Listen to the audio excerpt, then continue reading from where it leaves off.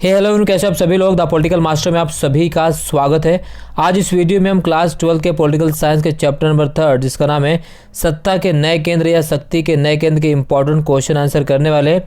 ये complete video latest syllabus को ध्यान में रखकर तैयार किया गया। साथ ही इसमें हमने पिछले 10 सालों के सीबीएसई ने जो क्वेश्चन इस चैप्टर से पूछे उसको भी इसमें समाहित किया है, जिससे आप सभी को भली भांति पता चल जाएगी सीबीएसई कैसे पैटर्न में क्वेश्चन पूछते हैं। तो एंड तक जरूर देखिएगा। तो चलिए इस वीडियो को शुरू करते हैं। तो सबसे पहला क्वेश्चन पूछा गया दोस्तों, एक नंबर में मार्शल योजना के तहत 1984 में किस संगठन की स्थापना की गई। तो मार्शल योजना के तहत 1948 में किस योजना की स्थापना की गई थी, तो वह है यूरोपीय आर्थिक सहयोग संगठन। क्या है दोस्तों, वह है यूरोपीय, ठीक है ना, यूरोपीय आर्थिक सहयोग संगठन की स्थापना की गई थी मार्शल योजना के तहत। अगला क्वेश्चन है, चीन में किस नेता ने और कब खुरीदवार की नीति अपनाई। तो चीन में किस नेता ने और कब खुरीदवार की नीति अपनाई। तो नेता का नाम है देंग सियाओपिंग। क्या है, देंग, ठीक है, सियाओपिंग, ठीक है, देंग सियाओपिंग जो है नेता का नाम है। और चीन ने जो खुरीदवार की नीति अपनाई थी वो अपनाई थी 1978 में। क्लियर। चलिए अगला क्वेश्चन है, अगर हम बात करें चीन के किस प्रधानमंत्री के समय में आधुनिकीकरण के 4 प्रस्ताव रखे गए, तो वो उस प्रधानमंत्री का नाम है चाउ एन लाई। क्या है, चाउ एन लाई। तो चाउ एन लाई प्रधानमंत्री समय में चीन में जो है आधुनिकीकरण के 4 प्रस्ताव रखे गए थे। अगला क्वेश्चन, आसियान का पूरा नाम लिखिए। तो आसियान का पूरा नाम है association of south east Asian nation. यह क्या है, association of south east Asian nation या दक्षिण पूर्व एशियाई राष्ट्रों का संघ। यूरोपीय संघ का गठन कब और किस संधि के द्वारा हुआ था। तो यूरोपीय संघ का गठन 1992 में। कब हुआ था, 1992 में। और संधि का नाम है मास्ट्रिक्ट। क्या है, मास्ट्रिक्ट संधि, ठीक है ना। इस संधि के माध्यम से यूरोपीय संघ गठन किया गया था। अगला क्वेश्चन, भारत ने आसियान के किन 2 देशों के साथ मुक्त व्यापार समझौता किया है। तो भारत ने आसियान के जिन 2 देशों के साथ मुक्त व्यापार का समझौता किया है वह सिंगापुर और थाईलैंड। कौन है, सिंगापुर और थाईलैंड, ठीक है, सिंगापुर और थाईलैंड, ठीक है ना। नेक्स्ट, आसियान ने आसियान शैली द्वारा किन 2 देशों का टकराव समाप्त किया है। तो आसियान ने आसियान शैली द्वारा जिन देशों का टकराव समाप्त किया है वह है कंबोडिया व पूर्वी तिमोर। जी हाँ, याद रखिएगा, कंबोडिया और पूर्वी तिमोर, ठीक है ना, कंबोडिया और पूर्वी तिमोर। यूरो मुद्रा को मानने का विरोध किन देशों ने किया। तो यूरो मुद्रा को मानने का विरोध किया था स्वीडन और डेनमार्क ने। किसने किया था, वह है स्वीडन, ठीक है, स्वीडन और जो दूसरा देश है वह है डेनमार्क, ठीक है। इन 2 देशों ने यूरो मुद्रा को मानने का विरोध किया था। अगला क्वेश्चन है, कब और किस संधि द्वारा यूरोपीय समुदाय के देशों के बीच सीमा नियंत्रण समाप्त किया गया। तो 1985 सगेन संधि, ठीक है। कब किया था, 1985 में एक संधि हुई थी, संधि का नाम था, ठीक है, सगेन संधि, ठीक है। अगला, यूरोपीय संघ मुद्रा का नाम लिखिए। तो यूरोपीय संघ की मुद्रा का नाम यूरो है। क्या है, यूरोपीय संघ की मुद्रा का नाम है यूरो। दक्षिण की स्थापना कब की गई। तो दक्षिण जिसे हम सार कहते हैं इसकी स्थापना 1985 में, ठीक है, काठमांडू में की गई थी। अगला है नेक्स्ट क्वेश्चन, माओ के नेतृत्व में चीन में हुई क्रांति के बाद अपनाया गया आर्थिक मॉडल किस देश पर आधारित था। तो वह है सोवियत संघ के मॉडल पर। किसके मॉडल पर, सोवियत संघ के मॉडल पर आधारित था, ठीक है, सोवियत संघ। चलिए नेक्स्ट, निम्न कथनों में के कौन सा कथन असत्य है। तो इनमें से आसियान की स्थापना 5 देशों ने मिलकर की है। वर्तमान में इसकी सदस्य संख्या 12 है। आसियान के कामकाज में राष्ट्रीय सार्वभौमिकता का सम्मान करना महत्वपूर्ण है। और 1992 में आसियान क्षेत्रीय मंच की स्थापना की गई है। तो इसमें जो कथन गलत है वो यही है, 1992 में आसियान क्षेत्रीय मंच की स्थापना की गई, जबकि कथन गलत है। आसियान की स्थापना 1967 में की गई। चीन में कृषि का निजीकरण कब किया गया।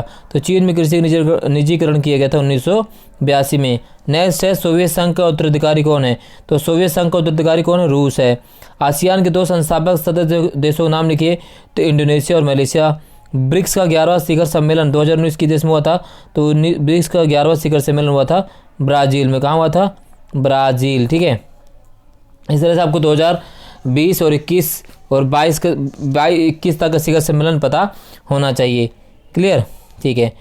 अब 2 अंक वाले प्रश्न की बात करें, क्षेत्रीय संगठन का अर्थ क्या होता है। तो क्षेत्रीय संगठन की अगर हम बात करें तो क्षेत्रीय संगठन जो है प्रभुसत्ता संपन्न देशों के स्वैच्छिक समुदाय की एक संधि है जो निश्चित क्षेत्र के भीतर तथा उन देशों को सम्मिलित जिनका प्रयोजन उस क्षेत्र के संबंध में आक्रामक कार्रवाई होता है और नहीं होता है, उसे हम क्षेत्रीय संगठन बताते हैं। सत्ता के नए केंद्र से क्या अभिप्राय है? ठीक है, अगर सत्ता के नए केंद्र की बात करें तो सोवियत संघ विभाजन के बाद जो है ना विश्व में अमेरिका का वर्चस्व कायम हो गया और कुछ देशों का संगठनों को उद्देश्यदाता है वो नए केंद्र के रूप में हुआ था और ये संगठन अमेरिका के प्रभुत्व को सीमित करेंगे क्योंकि ये संगठन राजनीतिक तथा आर्थिक रूप से शक्तिशाली हो रहे हैं। इसी प्रकार से मार्शल योजना क्या थी? मार्शल योजना से भी क्वेश्चन पूछा था। मार्शल योजना बहुत ही इंपॉर्टेंट है। ठीक है, तो मार्शल योजना क्या है? तो 1945 के बाद यूरोपीय देशों में मिलाप और अमेरिका द्वारा शीत युद्ध के दौरान अर्थव्यवस्था का पुनर्गठन करने के लिए इसकी स्थापना की गई, मार्शल योजना के नाम से जानते हैं। आसियान के किन्हीं 2 संस्थापक देशों के नाम लिखे। तो आसियान के जो संस्थापक देश हैं कौन कौन से? इंडोनेशिया है, मलेशिया है, फिलीपींस है, सिंगापुर, थाईलैंड। कोई भी 2 नाम आपको लिखने हैं। 1970 के दशक में चीन ने कौन से 2 नीतिगत निर्णय लिए? तो पहले लिया था 1972 में अमेरिका से जो राजनीतिक एकांतवास को संबंध समाप्त कर दिया और सही से अमेरिका के साथ संबंध बनाए, और 1978 में उसने खुले द्वार नीति की घोषणा कर दी। अगला है 1973 में चीनी प्रधानमंत्री चाउ एन लाई ने किन 4 क्षेत्रों में आधुनिकीकरण के प्रस्ताव रखे थे? वो 4 क्षेत्र कौन कौन थे? कृषि, उद्योग, सेना और विज्ञान प्रौद्योगिकी के क्षेत्र। चीन द्वारा अपनाई गई खुले द्वार नीति क्या थी?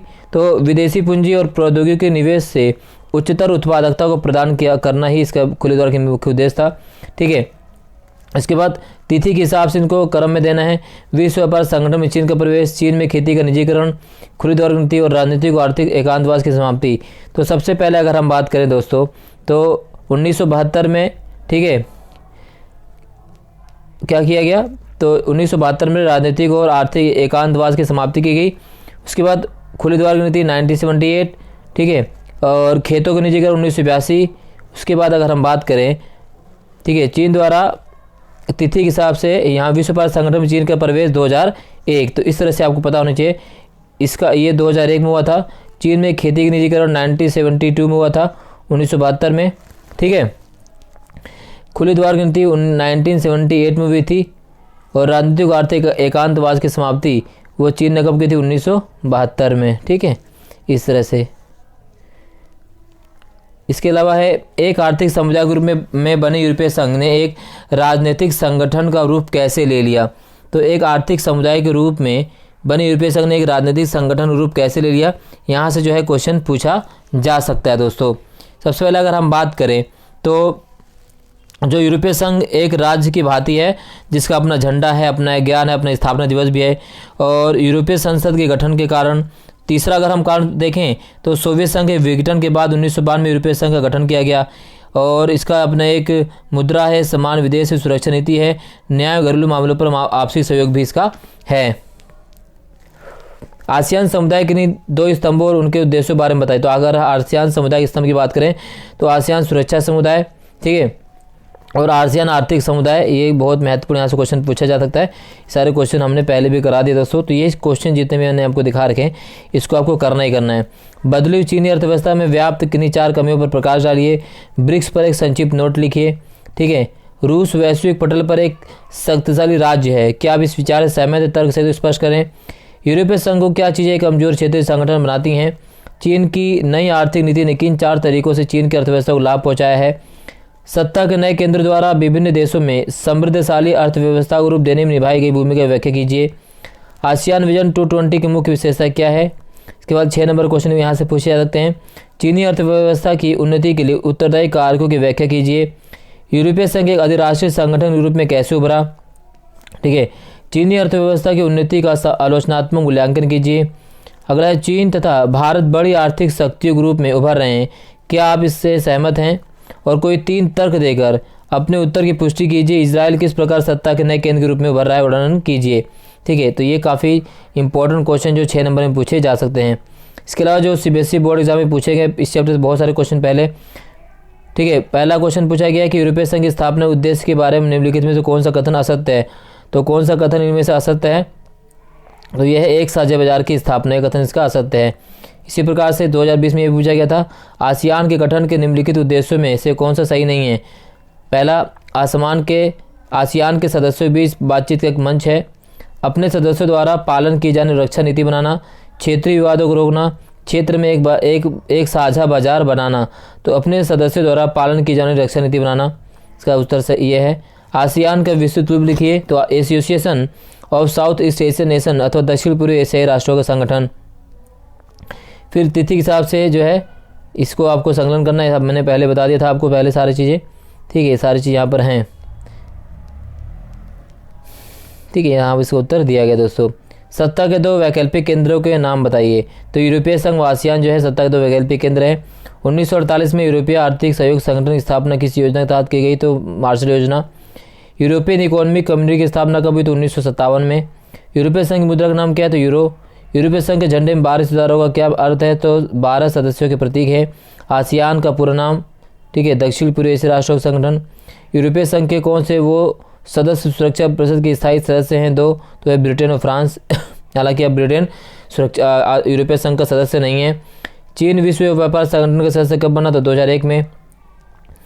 1950 में चीन ने किस क्षेत्र पर अपना अधिकार जमाया? तो तिब्बत पर। कितने समय तक भारतीय चीन कूटनीतिक संबंध नहीं रहे? तो 1962 से 1976 तक। दशेज या सार्क के सदस्य देशों के नाम लिखिए। तो ये सार्क देशों के नाम आपको पता ही हैं, ठीक है, सारी चीज़ यहाँ पर दिखा गया है। मास्ट्रिक्ट संधि का क्या अर्थ है? तो मास्ट्रिक्ट संधि का अर्थ उस संधि से है जिसके द्वारा 7 फरवरी 1992 में यूरोपीय संघ की स्थापना की गई थी, ठीक है। सारे क्वेश्चन यहाँ से आपको दोस्तों कर लेने हैं। ये जितने भी इंपॉर्टेंट क्वेश्चन है इससे बाहर क्वेश्चन नहीं आएगा। 1 नंबर 2 नंबर जो क्वेश्चन पूछा गया है, माफ़ कीजिएगा थोड़ा सा यहाँ पे, हाँ, तो ये सारी चीज़ आपको कर लेनी है दोस्तों, ठीक है ना, ठीक है, ये सारे क्वेश्चन आपको करने हैं,